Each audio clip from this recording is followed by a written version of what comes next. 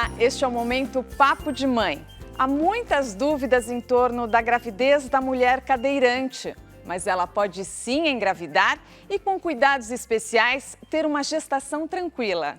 Dependendo do motivo da paralisia, os cuidados são diferentes, inclusive na hora do parto. Nossos convidados são a ginecologista e obstetra Miriam Valigora e a Suelen Gomes e o William, que são pais do Theo, de 3 meses, que está aqui dormindo no colo do papai. Suelen, qual que é o motivo da sua paralisia? Então, eu tive neuropatia periférica, eu andei normal, o nome dela é Charcot-Marie-Tooth. Eu andei normal até os 14 anos, dos 14 para os 16 foi mais, eu caía muito mais e tal. Na verdade, eu não andei normal, assim. Eu andava, mas tinha minhas dificuldades para andar. É um problema muscular que você tem. E você tem sensibilidade nas pernas? Tem. E você tinha alguma dúvida antes de engravidar do Theo? Se você sabia se você poderia engravidar? Então, ginecologicamente falando, eu podia, mas assim, eu tinha medo pela minha condição. Existe muita desinformação? As pessoas acham que a mulher cadeirante não pode engravidar, não deve engravidar, doutora? Existe um mito, né? Porque, na verdade, a imagem do cadeirante é muito, em geral, impacta. E aí, todo mundo que olha de fora fala, cadeirante é tudo igual. E, na verdade, é uma infinidade de lesões. Você, por exemplo, essa patologia, ela compromete musculatura estriada periférica. Então, em teoria, a tua musculatura lisa, teus esfíncteres não sofreriam consequências, né? A outra coisa que a gente vê muito acaba recebendo pacientes que são diretamente desaconselhadas. Você chega no teu médico e fala assim, nem pensa, como é que você vai cuidar? A gente passou por isso. Como é que você vai criar? Como é que você vai dar luz? Imagina, hoje, assim... E outro problema é que não existem centros especializados para onde que tem uma concentração, pelo menos, que concentra experiência. Exatamente também pelo fato de que tem várias patologias diferentes que podem, né? Acho que a doutora pode até explicar daqui a pouco quais são essas e quais os cuidados especiais. Antes até quero saber do William, como é que foi essa gravidez? Foi planejada? Vocês foram desaconselhados? E daí, como que rolou? Então, ela foi planejada em partes, um planejamento parcial.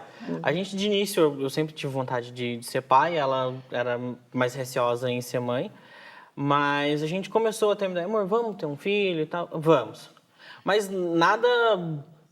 Chocante. A gente continua a vida. A gente só continuou a nossa vida. A gente teve a ideia de vamos ter um filho e continuar a nossa vida normal.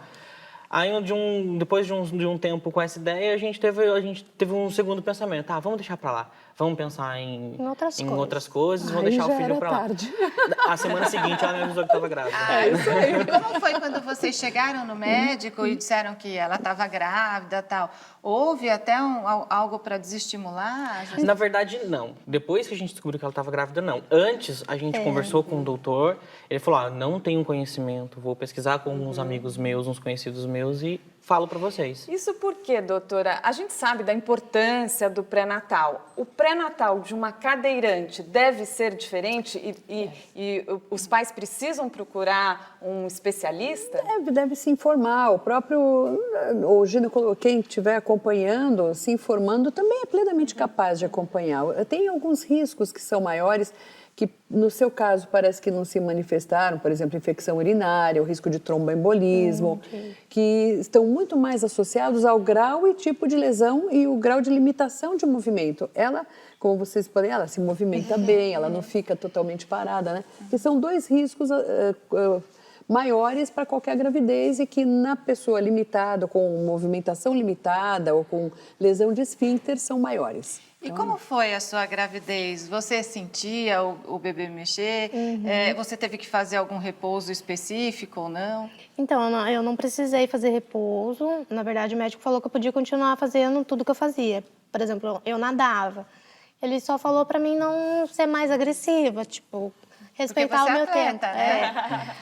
E eu não tinha, eu tive muito enjoo, eu tive coisas normais. O final da gravidez foi pior para mim, porque a barriga pesa, ela tá maior. Daí eu não tenho muito movimento de tronco por causa da barriga. Aí foi onde foi pior. Mas daí logo ele nasceu, E então... você sentia o bebê mexer? Me sentia. Doutora, a cadeirante fica sentada há muito tempo. Isso é que provoca algum risco de circulação também? A imobilidade, né, de não se movimentar, a estase, né, do sangue, aumenta o risco de tromboembolismo. E o fato de não ter o funcionamento esfincteriano normal pode facilitar também fecaloma, infecção urinária. E como não tem sensibilidade, também não percebe que está com a infecção urinária, não, doutora? exatamente, entre outros. Agora, o caso da Suelen é diferente. O caso dela é musculatura estriada. Então, ela tem sensibilidade conservada, o que já ajuda. Se ela tiver algum desconforto, ela mesma se movimenta. Ela foi um caso, dentro da limitação, muito bom em relação ao parto. A movimentação também, provavelmente, ela sente mais do que uma lesão neurológica que curse com espasticidade. Então, olha, o Momento Papo de Mãe continua daqui a pouquinho. A gente volta depois do intervalo.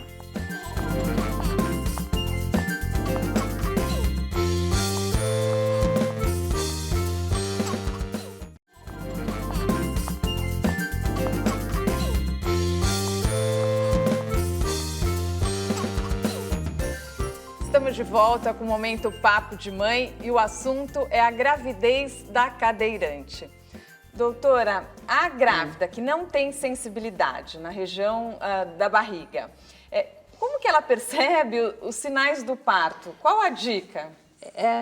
Aí vem a nossa, assim, ela não tem a sensibilidade como nós estamos acostumados, mas uma pessoa com lesão neurológica, ela reaprende a entender o organismo dela. Então, a maioria das minhas pacientes cadeirantes ou com qualquer comprometimento neurológico sabe identificar, percebe quando tem algo acontecendo. Alguma coisa ela vai perceber. Ela percebe porque sente uma pressão maior, a sensibilidade é muito maior na área que é sensível e compensa a não sensibilidade. Para nós, os normais, é até surpreendente. Todo dia eu me surpreendo com minhas A gente pacientes, já confunde, né?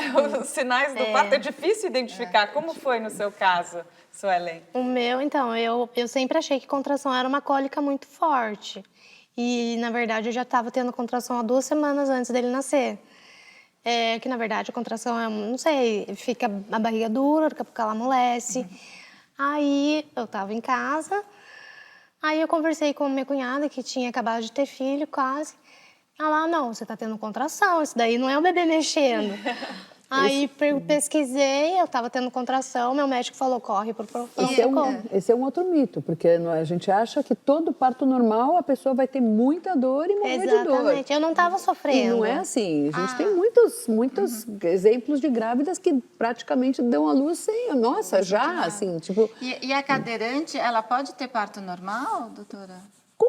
Quando você fala cadeirante, você está colocando no mesmo... Várias situações. Então, sim, várias podem. Por exemplo, no caso da Suelen, não sei porque ela não tem a prensa Foi da musculatura. Normal, não. Então, eu cheguei no hospital com 2 dedos de dilatação. Com medicamento para inibir o parto, eu fui para 4. E eu não estava sofrendo. Para inibir, não? Para inibir. Para inibir deu resultado... Não inibiu, não conseguiu. Porque ele era prematuro, ele estava prematuro. Ele Agora, nasceu com quantas semanas? 33. E como é que foi o nascimento dele, Winner? Ixi. Foi uma outra história. É uma outra história bem longa, mas aconteceu tanta coisa que quando eles levaram ela para a mesa de cirurgia, eu estava em casa. Aí eu tive que correr para o hospital, eu cheguei lá, eles já estavam começando a fazer a incisão da cesárea. Aí eu fiquei 2 minutos lá, ele nasceu, não chorou, aí ele não chorando, eu vi um monte de procedimento sendo feito nele, aí eu acabei passando mal. Saiu da sala, me deixou sozinha. Provavelmente foi indicado uma cesárea porque o seu médico deve ter ficado na dúvida se você se não tem a prensa, né? Não, então, na para expulsar o bebê. verdade... Pode ser que tivesse dado certo. A gente tem relatos de tetraplégicas em UTI, em centros enfim, É porque, na verdade, não foi meu médico que fez. Eu fui pro Foi na pronto-socorro urgência. obstétrico. Na urgência. E eu acho que, em vez de me perguntarem, ficaram com medo. Acho que foi um temor de que você Acho não que seria até para capaz da preservar prensa, o bebê, né? né? Tem esse... Agora, tem caso até de grávidas tetraplégicas que tiveram parto normal? Tem vários relatos, Porque foi assim, no meu caso, a médica desceu e falou, ó, seu bebê tá querendo nascer, a gente não tem mais o que fazer, porque com o medicamento para inibir, ele tá querendo nascer, então a gente vai começar a dilatar. Poder-se ia ter tentado, né? Mas aí ia depender talvez de um fórceps, talvez de uma manobra para ajudar ele a descer, mas a gente não sabe. Essa resposta é que nós não temos. O quanto que o útero sozinho vai ser capaz de expulsar um bebê, ele, por ser prematuro, provavelmente teria bom resultado, mas não tem como jurar. Acho que eles quiseram preservar mesmo essa gravidez, que é super valorizada também, né? Mas eu tenho uma tetraplégica que ela me avisou que estava indo para o hospital. Olha. Ela assim, Miriam, eu acho que está na hora, eu estou indo para o hospital. Mas como assim? Eu tinha visto ela uns dias antes, né? Não sei, tem algo acontecendo. Como você aqui. passa a conhecer o corpo de outra forma, né? isso Suelen, e como é que foi o pós-parto? E você está amamentando, Theo? Então, o pós-parto, assim, a gente acaba não sentindo muito, porque como ele foi prematuro, ele teve que ficar um tempo na UTI, depois foi pro berçário. Então, acho que meio que, como posso dizer... Ele já veio pronto. Teoricamente, ele já veio pronto. E meio que inibiu meus sintomas. Eu fiquei tão preocupada com ele que esqueci de mim. O Esqueceu o foco resto. foi outro. Mas os 7 dias é meio chato, mas depois eu já estava outra pessoa. Doutora, eu fiquei curiosa. A gente viu que o parto foi prematuro, mas as cadeirantes conseguem levar até o final a gestação? sim. Ou precisa ser um parto antecipado? De jeito nenhum. Eu não sei se chegaram à conclusão qual foi a causa da sua prematuridade, chegaram à Não chegaram à né? conclusão nenhuma. E isso é um risco de prematuridade como qualquer outro. E o pós-parto é normal, doutora? Ou precisa de algum cuidado Pós-parto, especial? se foi cesárea, a pessoa não tem sensibilidade, é preciso observar mais a cicatriz, tomar cuidado nas transferências. Então, esse é um problema da grávida com lesão de sensibilidade, porque na transferência, no fim da gravidez, ter risco de mais trauma. Então, ela tem que ter uma atenção maior, mas normalmente elas tiram de letra, né? Não tem muita... William, vocês se animam em aumentar a família? Agora não. Agora não, mas eu tenho muita vontade de aumentar. Mas não por agora. Vamos esperar um pouquinho, deixar ele crescer mais um pouquinho. Aí, quem sabe, a gente não... A gente vê aqui como a gravidez é possível, o resultado está aí o Theo, Aí, ó. tão saudável, bonito, né? Que gostoso. E dormindo no colo do papai, que delícia. E amamentar, eu amamento, mas como ele ficou um tempo no hospital, ele acostumou com a enxurrada de leite, então eu tenho dificuldade nessa parte. Eu tenho que dar o meu peito e depois a chuquinha, porque... O complemento. E não se sinta culpada por causa disso. O importante é ele estar saudável, O né? importante é que você está resultado. amamentando também, né? Sim. Infelizmente, o nosso tempo acabou. Muito obrigada pela presença de vocês. Parabéns pela Obrigada. linda família. Parabéns. Tem Muito site obrigado. para deixar? Você está nas redes sociais, Suelen? O nosso Insta e o nosso Facebook é o Nerd a Cadeirante. E o nosso canal no YouTube é o Nerd a Cadeirante também. E lá a Nerd gente a conta Cadeirante. tudo, o nosso dia a dia, tudo a gente conta. Legal. E, doutora, muito obrigada pelas Obrigada a vocês, orientações aqui no Momento Papo de Mãe. E a doutora também está nas redes sociais, né? Instagram, Facebook, Miriam Valigora apenas. Obrigada. Obrigada. Ótimo. E o Theo, olha como ele ficou bonitinho. Ele é um fofo. Papo É, de pai e mãe dá soninho, viu? O Momento Papo de Mãe terminou, mas no site, nas redes sociais, o papo nunca para. Até a próxima. Tchau. Até lá. Tchau.